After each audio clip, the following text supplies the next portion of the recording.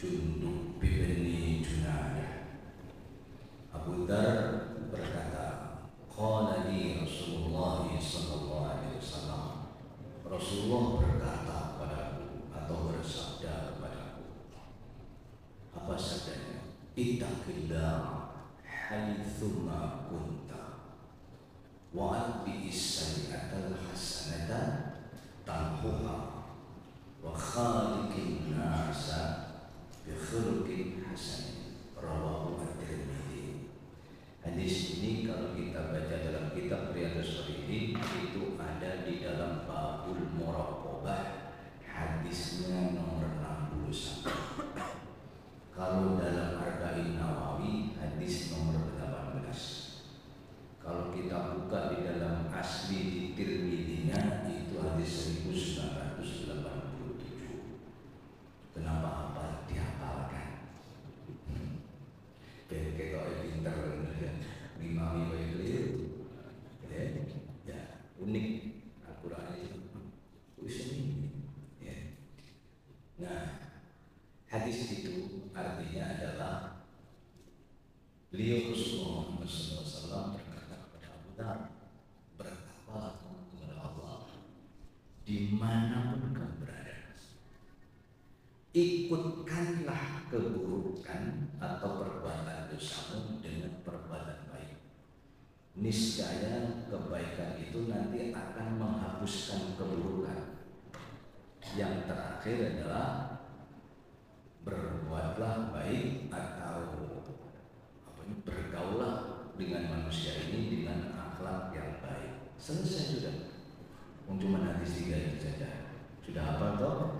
Bertakwalah kepada Allah dimanapun kamu berada.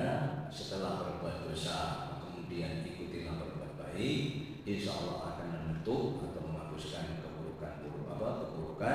Yang terakhir adalah berakhlaklah kepada manusia itu dengan akhlak yang baik. Selesai. Cuman kata para ulama mengatakan hadis ini walaupun pendek, ini senjata pamungkas. Jadi Rasulullah itu bersabda begini, "Uddiltu 'alal anbiya'i bisidqin." Aku ini diberi kelebihan dengan nabi-nabi yang lain itu 6 perkara. Di antaranya bijawamil kalim. Aku ini diberi kata-kata yang sangat berbobot. Hikmahnya sangat banyak. Sedikit perkataan itu kemudian maknanya dalam. Seperti ini. Di antaranya adalah hadis ini. Ya. Bertakwalah kamu kepada Allah dimanapun kamu berada. Maksudnya di sini bertakwa dulu. Apa bertakwa itu? Dikatakan ij'al bainaka wa baina sukhtillah wa ghadabihi wa iqabihi biqayatan. Jadikanlah antara dirimu dan kemurkaan Allah dan kemarahannya dan siksa Allah itu dengan wiqayah. Harus hati-hati. Hati-hati loh kamu terhadap murka Allah. Hati-hatilah dengan siksanya. Nah, wiqayah itu dari kata-kata waqayati wiqayatan. Kemudian terbentuklah kata takwa. Artinya kita harus hati-hati. Jangan disangka, jangan itrirar. Artinya jangan sampai sembrono. Siapa yang tidak sembrono? Hanya orang bertakwa saja. Nah, maka kemudian di sini dikatakan maknanya apa? Bertakwa kepada Allah di mana saja kamu berada. Itu dikatakan fi ayyi makanin kunta. Di mana saja kamu berada adalah fi sirri wal 'alam. Kemudian fi jalwati fi khalwatika wa jalwati. Kamu bertakwa kepada Allah itu baik dalam keadaan sir, rahasia maupun terang-terangan. Baik dalam keadaan sepi-sepi maupun ramai-ramai. Nah, Pak, kita ini biasanya sukses itu berhasil di dalam bertakwa kepada Allah itu di saat terang-terangan. Contoh, ketika imam itu membaca baik sesuai dengan tajwid standar gitu, itu biasanya kalau bacaannya itu jahar. Ya, rakaat 1 2 ya di saat subuh atau maghrib atau isya. Tapi begitu ketika bacaan sirri rakaat 3 dan 4 itu banyak yang gagal. Imamnya maksudnya Pak. Jadi kan sering-sering saya, standar saya itu. Saya kalau sudah jadi makmum itu cuang menemui di masjid itu bacaan Fatihah itu sempurna. Padahal sudah kebut aku mau coba. Bismillahirrahmanirrahim. Ihdinas siratal mustaqim itu sudah rukuk ini. Betul itu. Di mana saya ikuti? Kebanyakan itu begitu ihdinas itu langsung sudah rukuk. Ketika enggak rukuk ya. Tapi kan dengan ketidaksempurnaan. Ketika at-tahiyat, at-tahiyat akhir itu saya sering sekali begitu sampai asyhadu an la ilaha illallah asyhadu anna muhammadan abduhu wa rasuluh. Salah imam. Berhubung itu rakaat terakhir Pak, wis tak tutup nae at-tahiyat. Kenapa? Bagi saya ini imamnya itu gagal. Dan itu kok banyak. Ketika ditanya ada jamaah di Reading, tanya kepada seorang imamnya kebetulan lulusan Madinah, ditanya nggak bisa jawab. Kenapa ketika rakaat yang sirri itu kok bacaan Fatihahnya itu mesti gak lengkap, gak bisa jawab? Saya terangkan itu karena sirri. Nek sirri itu sampai naik dewi. Ya, bahkan di LVK ini ya, Masjid LVK tetangga kita ini sekian tahun yang lalu itu ketua takmir itu mengeluh pada saya apa? Ketika sholat tarawih ini kok rata-rata imamnya itu tidak baca doa iftitah. Loh, piye sih? Padahal kata Ibnu Abbas itu ya, Rasulullah itu kalau baca doa iftitah sholat malam itu panjang juga. Wajhatu wajhiyya alladzi fatara as-samawati wal arda hanifan musliman wa ana muslimin sampai yang panjang. Itu kata Ibnu Abbas. Lah kok saiki ono dadi imam tarawih gak baca doa iftitah. Terus kenake dalil apa? Kan sunnah. Loh iya memang sunnah. Tapi kan sunnahnya begitu. Ada hukumnya sunnah dan sunnahnya, tapi aturannya. Mentang-mentang sunnah terus gak gelem kan apa sholat sunnah barang. Ya, itu gambarnya. Maka kemudian mari kita bertakwa kepada Allah itu antara sirri wal alaniyah itu ojo jomplang teman-teman. Ya, jangan terlalu jomplang. Terus kemudian ketika khalwat dan jalwat ini ya kita secara jujur ya Pak. Ya, kita ini apa bertakwa kepada Allah rame-rame.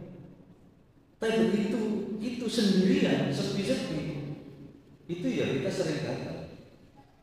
Kadang-kadang kita sama istri kita itu main rahasia apa? Ketika dia itu suami misalnya kadang-kadang itu ditebak istri, ayo dulu aku.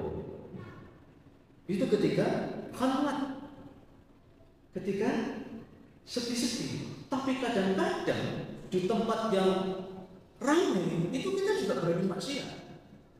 Apa itu? Nah, ya kan?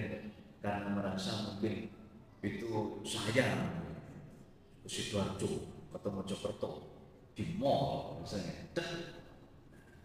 Karena merasa di situ nggak ada jamaah yang kenal sama saya, maka kemudian saya sudah mulai maksiat. Nah, maksudnya bisa melihat lawan jenis yang mungkin berani mulai bersentuhan. Nah, kemudian seterusnya setelah dikatakan apa ini bertakwalah kepada Allah dalam keadaan bagaimanapun dan dimanapun, maka kemudian seterusnya apa? Sabda Rasulullah adalah ikutkanlah, bukan ikuti, Pak. Bukan wattabi, tapi wa'atbi. Artinya al-hik. Susulkanlah setiap kamu setelah kamu berbuat dosa, berbuat maksiat dengan kebaikan supaya dosa yang tadi itu terhapus. Ini kemudian kemudian jangan dijadikan hadis ini sembrono. Artinya, wah enak berarti pokoknya kok sehabis apa? Berbuat buruk, beri dosa, aja ngapain yang mau soleh. Ya, akhirnya kan di situ dia putus. Kalau misalnya kita baca dalam surat An-Nisa ayat 17 mengatakan innamat taubatu 'ala Allah itu lil ladzina ya'maluna su'a itu bijahalatin tsumma yatubuna min qarib. Sesungguhnya taubat yang diterima oleh Allah itu adalah orang yang berbuat dosa itu karena kebodohannya. Kemudian segera dia bertobat. Gak ngenteni susuk. Gak ngenteni Ramadan ke Ramadan. Ya. Nah, maka kemudian di sini jangan sampai kemudian kita itu mau tobat itu kita program. Ya, kita schedule. Mumpung ada kesempatan. Engkau lek mari berbuat buruk, terus kemudian diijoli perbuatan baik. Tidak. Karena dinamakan dosa itu adalah hal yang sangat terpaksa dan di luar skenario. Ya. Nah, contohnya begini, ada seorang pejabat misalnya, mumpung paling terpilih 1 kali, akhirnya apa? Berbuat buruk, di antaranya apa? Korupsi. Ya, bayangannya apa? Korupsi itu baik barang itu kayak umur lah, aku sih, wah di sini ya. Loh tidak, ya. Makanya ada hadis yang sangat terkenal itu ketika orang itu apa melaksanakan haji atau umrah ketika mengucapkan labbaik Allahumma labbaik la syarika lak labbaik gitu kan. Labbaik tidak ada labbaik untuk Anda. Kenapa? Karena makanan haram, pakaian haram, kau ditumbuhkan dari harta yang haram. Masya Allah. Nah, termasuk kokain, haram. Ya, nah, maka kemudian balik dalam hadis ini bahwa yang dimaksud dari hadis bahwa setelah berbuat buruk kemudian ikutkanlah berbuat baik, niscaya akan tertutup perbuatan buruk itu. Ini fi ghairi maksiatin muta'alliqatan bi huquqin nas. Ini maksiat yang tidak berkaitan dengan hak-hak manusia. Hanya berkaitan dengan haknya Allah saja, itu bisa dihapus. Kalau dengan haknya manusia, itu harus diselesaikan hak manusia itu. Maksudnya begini, jangan kita juga keliru ya Pak, memahami hadis tentang Ramadan. Kan sangat terkenal, man shoma Ramadan imanan wa ihtisaban ghufira lahu ma taqaddama min dhanbihi. Siapa yang berpuasa Ramadan maka kemudian akan dihapuskan dosa-dosanya yang lalu. Sih. Kenapa? Karena hadis itu masih ada kelanjutan. Apa? Idza jtunibatil kabair. Sejauh dan selama dosa besar itu dihindari. Berarti dosa besar itu tidak bisa dihapus dengan puasa kita, dengan haji kita, dengan umrah kita. Terus dihapusnya bagaimana? Kalau kita pernah berbuat syirik misalnya, pernah beraniaya kepada orang lain, bagaimana? Harus taubat. Ya, harus taubat. Nah, berkaitan dengan hak manusia itu tidak bisa dengan sekedar taubat. Harus dikembalikan haknya. Kalau saya pernah hutang kepada seseorang, pada jamaah sini misalnya, saya pernah hutang kepada Pak Mul misalnya, ya hutang punya harus disaur. Karena akadnya adalah hutang. Siapa yang meminjam, kembalikan. Siapa yang hutang, silakan disaur. Kalau tidak, berarti Rasulullah hati-hati ya. Rasulullah ketika akan mensalatkan jenazah itu pernah tanya kepada jamaahnya, apakah mayat ini punya hutang? Di antara jamaah atau sahabat mengatakan, iya ya Rasulullah, dia punya piutang pada saya. Aku punya piutang, artinya aku punya tagihan. Akhirnya Rasul bertanya apa? Siapa yang menanggung hutangnya? Kan? Enggak ada. Begitu enggak ada yang ngacung, Rasul mengatakan, silakan kau sholati, saya tidak. Itu khusus Rasulullah loh Pak, nggak boleh saya dan sama jamaah ini. Misalnya bapaknya sudah siap jadi imam, terus kemudian barangkali mayat ini punya hutang terhadap jamaah, iya. Terus nggak ada sih nanggung, terus silakan apa disolati, saya tidak. Oh enggak, ini khusus untuk Rasulullah. Rasulullah itu memang begitu, ya. Ini urusan dosa. Maka begitu ada, ya Rasulullah, saya yang nanggung ya Rasulullah. Benar, ya, ya sudah. Rasul kemudian imam. Beberapa hari kemudian ditanya, sudah kamu sahur? Belum. Belum. Ya kan? Akhirnya ditanya lagi, sudah ya Rasul. Tapi aku juga utang lagi kepada orang lain. Jadi ngepak. Ya. Jadi dalam hal ini, ya Pak, kalau urusan itu dengan orang lain harus diserahkan. Kalau tidak, muflis kita, bangkrut kita nanti di akhirat. Ya. Karena pertanggungjawaban hutang. Nah, maka dari pelajaran ini apa? Seorang koruptor dosanya tidak akan diampuni. Kenapa? Karena dia membawa hak manusia yang banyak sekali. Bagaimana supaya terampuni? Duit hasil korupsi ini dikembalikan kepada negara. Nah kalau tidak, ada jamaah yang rada nakal pertanyaannya Pak. Dari duit itu entek Ustaz. Ya harus taubat atau wis. Kenapa? Ya wis semoga diterima oleh Allah taubatnya. Kenapa? Wis entek soalnya gitu. Ya. Nah, seterusnya kemudian waqalikin nasa bi khuluqin berbuatlah apa? Bergaulah dengan manusia ini dengan akhlak yang baik. Ya kan? Nah, Pak, ya, kita ini jujur ya Pak. Kita ini kalau berbuat baik kepada orang lain itu insya Allah baik. Kalau berkata dengan orang itu sopan, kita katakan apa? Wa qulu linnasi husna. Berkatalah kepada orang lain itu dengan baik. Bahkan apa? Di antara komunikasi yang baik itu bergaul yang baik apa? Kalau bertemu dengan manusia hendaknya bersenyum. Tersenyum saja dikatakan apa? Tabassumuka li akhika la tasfi wajhi haji akhir itu kan sudah. Kata Rasulullah, kamu itu kayak bisa berbuat baik, ketemu dengan teman itu kamu tersenyum itu sedekah. Masya Allah. Sampai Rasul gak ada susah. La tahkiranna minal ma'rufi syai'an. Jangan sekali-kali kamu meremehkan kebaikan sekecil apapun. Di antaranya walau an alqa akhaka biwajhin taliq. Walaupun sekedar ketika kamu bertemu dengan temanmu atau saudaramu dengan wajah yang berseri, nggak boleh merengut Pak. Itu kata Rasulullah apa? Sedekah. Di antaranya itu. Nah, maka kemudian balik lagi, ya kan? Jadi apa ini berkomunikasi yang baik pada manusia lain itu sebenarnya kita juga banyak yang gagal, ya, banyak yang gagal. Kenapa?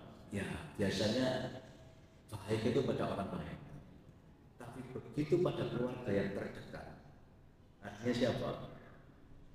Pada istri atau istri pada suami, itu malah yang sering gagal. Padahal itu yang lebih berat untuk kita baik. Kalau kita ngomong sopan, halus gitu, tapi dengan istri kita, bahkan sering-sering mengeluarkan kata-kata dari sini ke sini.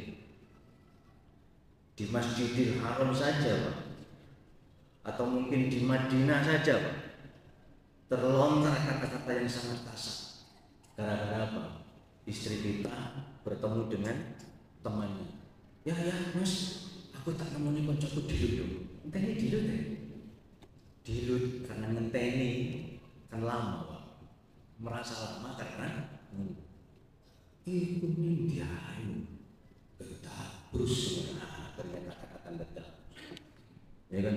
Waktu itu tepuk dia belakang misalnya, ya Allah, ya kata belum nanti ada tambah. Jadi sering-sering mohon maaf, istri kita ini kadang-kadang menangis gara-gara kalau dengan orang lain terkenal dengan sopannya, halusnya. Itu adalah penyakitnya ustaz itu Pak ya. Kalau jamaah insya Allah tidak, ya. Maka kemudian hadisnya dikatakan hendaknya yang bagi yang abadi itu yuqaribun ayuqarrib Allah wa maulahu fi jami'il ahwal wal aqdar. hendaknya hamba ini bertakwa kepada Allah dalam segala kondisi dan waktu, ya, dalam segala keadaan dan waktu. Mudah-mudahan kita bertakwa tidak hanya di bulan Ramadan saja, ya. Sehingga Ramadan kita semakin bertakwa, inilah oleh-oleh dari Ramadan. Karena hadisnya mengatakan hendaknya bertakwa adalah dalam segala keadaan dan segala waktu. Karena dikhawatirkan nanti mari Ramadan sepi, ya. Tidak, mudah-mudahan kita semakin tawaf, istiqomah, sehingga janji-janji dari Rasulullah bahwa dosa kita akan diampuni. Semoga kita semua adalah orang-orang yang Idul Fitri, kembali boleh makan, tetapi juga Idul Fitrah, artinya kembali dalam keadaan suci. Semoga dosa-dosa kita diampuni, seluruh ibadah dan amal kita diterima dan diridhoi oleh Allah. Sampai di sini saja. Subhanallahumma wa bihamdika, asyhadu an la ilaha illa anta, astaghfiruka wa atubu ilaik.